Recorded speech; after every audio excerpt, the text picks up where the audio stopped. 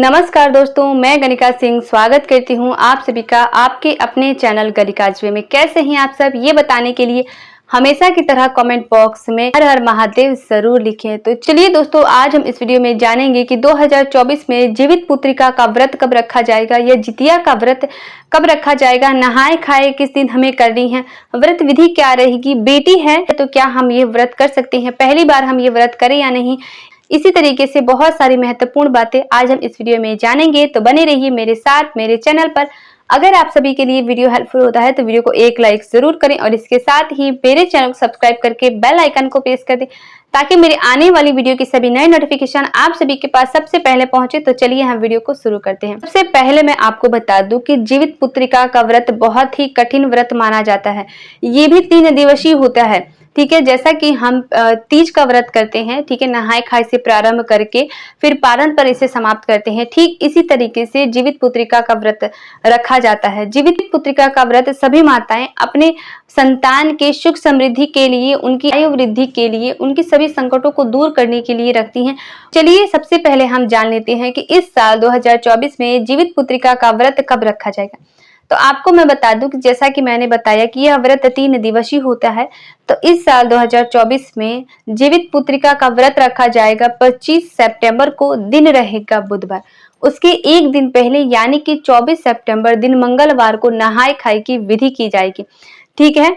तो वैसे तो मंगलवार के दिन बाल नहीं धोया जाता, लेकिन व्रत में इतना नहीं देखा जाता, तो आप लोग जो है वो मंगलवार को बाल वगैरह धो के अच्छे से साफ और स्वच्छ हो जाइएगा, क्योंकि जीवित पुत्रिका के दिन बालों में शैम्पू नहीं किया जाता, इससे हमें बचना चाहिए, ठीक है। तो इसके एक दिन पहले नहाए खाए है, तो नहाए खाए के दिन बहुत सारी जगहों पे जो तिरोई होता है या नेनुआ होता है, उस चीज की सब्जी खाकर जो है वो व्रत रखा जाता है। और इसमें भी सुबह सरगी खाया जाता है, ठीक है। सरगी में अलग अलग घरों में अलग अलग नियम है, ठीक है। तो हमारे यहाँ पे सरगी में जो है वो दही चूड़ा खाया जाता है, ठीक है। सबसे पहले हम जो है वो 5 जगह या 7 जगह निकाल देते हैं और इसके बाद जो है हम खुद खाते हैं। अगर कोई बच्चा है तो हम उनको भी दे देते हैं, ठीक है। पूजा वगैरह करते हैं अच्छे से, उसके बाद जो है हम खाते हैं सरगी। इसके बाद अपना व्रत हम प्रारंभ करते हैं। संध्या के समय हम नदी जाते हैं, ठीक है, नहाने के लिए। वहां पे खली और सरसों का तेल लेकर जाया जाता है, ठीक है, और वहीं पर स्नान किया जाता है, माँ गंगा का पूजा आराधना किया जाता है, ठीक है। संतान की सुख समृद्धि के लिए वहीं पे विनती की जाती है। व्रत निर्जला और निराहार होता है और बहुत ही कठिन व्रत में से एक माना जाता है, ठीक है। बहुत सारी जगहों पे तो गंगा मैया को साड़ी वगैरह भी चढ़ाया जाता है, लेकिन अपने सामर्थ्य के ऊपर है। अगर आपका इतना है तो आप लोग चढ़ा सकते हैं, नहीं है तो नहीं भी चढ़ा सकती हैं। बस जो भी हमें फल प्रसाद मिल जाता है वही सभी चीजें हम चढ़ा के जो है वो जीवित पुत्रिका का व्रत करते हैं, ठीक है। तो सबसे पहले आप लोगों ने पूछा है कि दीदी हमारी बेटी है तो क्या हम ये व्रत कर सकते हैं। तो हमारे यहाँ पे कुछ ऐसा नियम नहीं है कि बेटी है तो करें या बेटा है तो करें। हमारे यहाँ पे कुछ भी ऐसा नहीं है। हमारे यहाँ पे बेटी के लिए भी किया जाता है, बेटों के लिए भी किया जाता है, ठीक है। हमारे लिए तो सब बराबर ही है, लेकिन बहुत सारे घरों में बेटियों के लिए नहीं किया जाता, सिर्फ बेटों के लिए ही किया जाता है। आप लोग जो है वो अपने घर का नियम एक बार देख लीजिए। वैसे मैं यही बोलूंगी कि बेटा हो या बेटी हो सब हमारे लिए बराबर है, तो व्रत रखने में क्या जाता है। सबकी सुख समृद्धि के लिए, दीर्घ आयु के लिए हमें ये व्रत जरूर रखना चाहिए।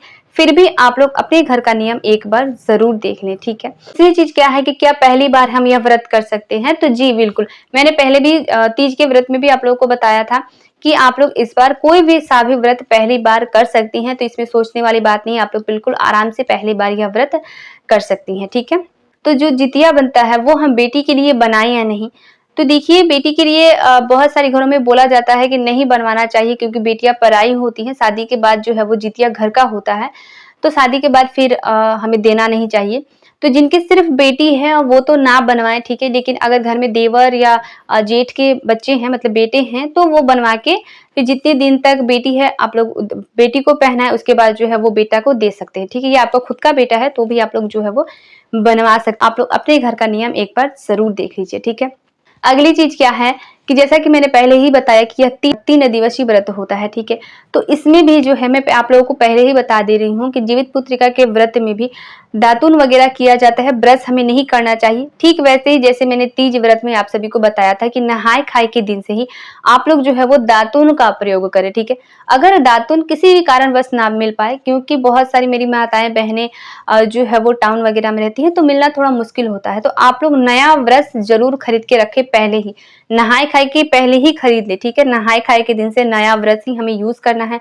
इसके बाद नहाए खाए के दिन से ही हमें लहसुन प्याज का त्याग कर देना चाहिए। और बहुत सारे घरों में तो वैसे देखा जाए तो मच्छी भी खाकर ये व्रत रखा जाता है, ठीक है। तो अपने अपने घर का एक नियम होता है, लेकिन हमारे यहाँ पे ऐसा नहीं होता, हम ऐसा नहीं करते हैं, ठीक है। तो आप लोग अपने घर का नियम देख लीजिएगा। लेकिन हम जो है एक दिन पहले ही शुद्ध और सात्विक भोजन करते हैं, फिर दूसरे दिन ही व्रत का प्रारंभ करते हैं। तो मैं अपने घर का नियम आप लोग को बता रही हूँ, आप लोग के वहाँ पे कैसा होता है आप लोग एक बार देख लीजिएगा। मैं जहाँ पे रहती हूँ मैं वहाँ का आप लोग को बता रही हूँ, ठीक है। और दातुन का इसमें प्रयोग किया जाता है। संध्या के समय जब हम नदी पे जाते हैं तब भी हम दातुन ही करते हैं, तेल खली चढ़ाते हैं, फिर स्नान आदि करके पूजा पाठ करके फिर अपने घर आते हैं। फिर जो पारण के दिन सुबह में 3 से 4 बजे तक जो जितने भी हमें भोजन इत्यादि बनाना होता है हम बना के रख लेते हैं। और जिनकी भी सास नहीं है उनको मार दिया जाता है, ठीक है। मार देने का मतलब है जितनी भी चीज हम बनाते हैं वो नेनुआ के पत्ते पे हम सभी चीजों को अपनी सास के नाम से चढ़ाते हैं।